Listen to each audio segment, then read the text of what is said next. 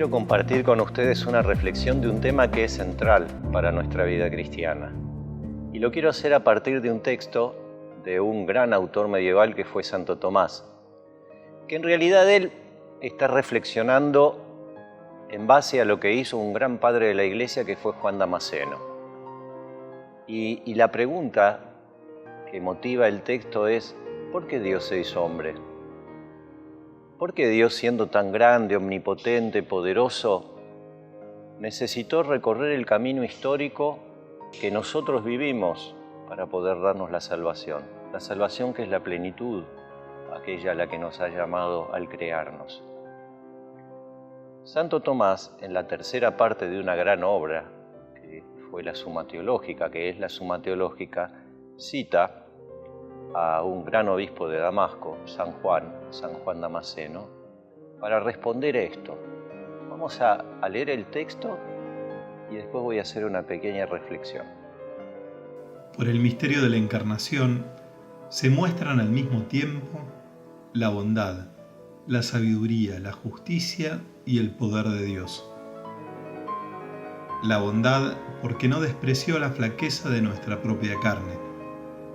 La justicia porque ese mismo misterio venció al tirano y arrancó al hombre de la muerte. La sabiduría porque halló la mejor solución al problema más difícil. Y el poder o la virtud infinita porque no existe nada mayor que Dios hecho hombre. Quiero detenerme brevemente en dos cosas: en el argumento de la bondad y en el argumento de la grandeza. Fue conveniente que Dios se hiciera hombre, dice Santo Tomás, porque no hay mayor bondad, no hay mayor perfección de la bondad que salir al encuentro de aquel que está en situación de pobreza, de flaqueza, de indigencia. La bondad de Dios no se manifiesta porque nos hace a nosotros partícipes de un pedacito de su perfección.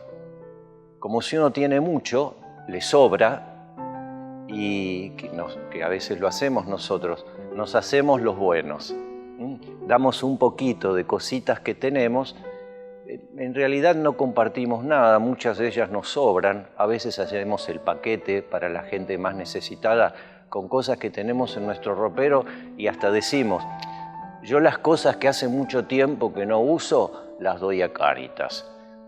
Lo que estamos haciendo es dar un pedazo de nosotros que está disponible porque nos sobra. Contrariamente a esto, Santo Tomás dice que la bondad de Dios es salir a nuestra flaqueza. Salir a nuestra flaqueza no solo compartiendo su vida, sino haciéndose uno de nosotros.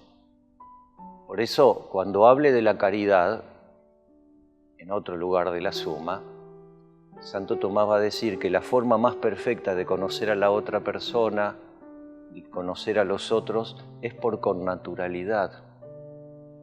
Dios nos ama profundamente y es conveniente, con la perfección de ese amor, hacerse uno de nosotros.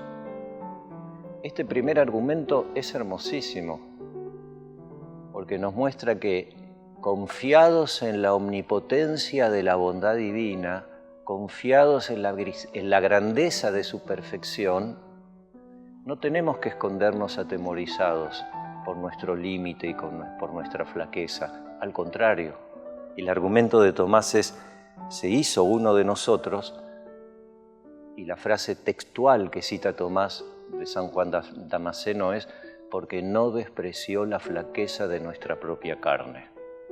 Y el otro argumento en el que me quiero detener es el argumento de la omnipotencia divina.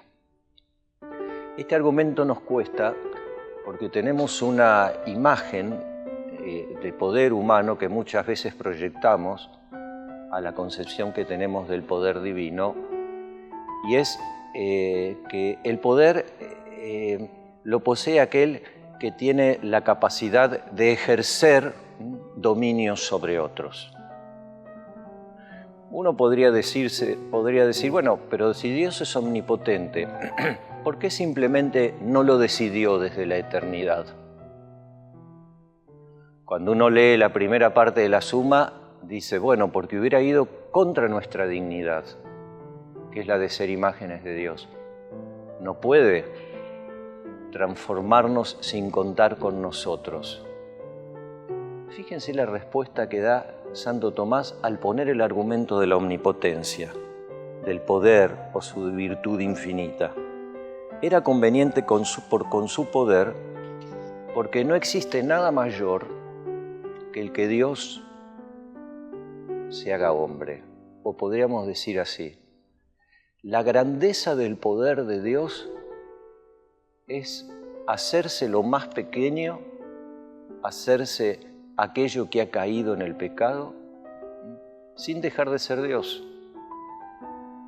La grandeza de los grandes es poder hacerse los más pequeños, sin dejar de ser lo que son. Este es un argumento que Santo Tomás usa de San Juan Damasceno, pero que en el fondo están interpretando teológicamente al mismo Jesús cuando nos enseña que el más grande se haga el servidor. Y eso que dice Jesús para sus discípulos, estos autores de la antigüedad y del medioevo lo aplican al mismo Dios. Es el más grande porque expresa su grandeza haciéndose uno de nosotros. Bueno, me parece que este hermoso texto de la Suma Teológica, de la tercera parte de la Suma Teológica, nos enseña que si nos creemos sabios, tenemos que saber mucho más escuchar, y si tenemos alguna misión o función de poder, tenemos que aprender mucho más a servir.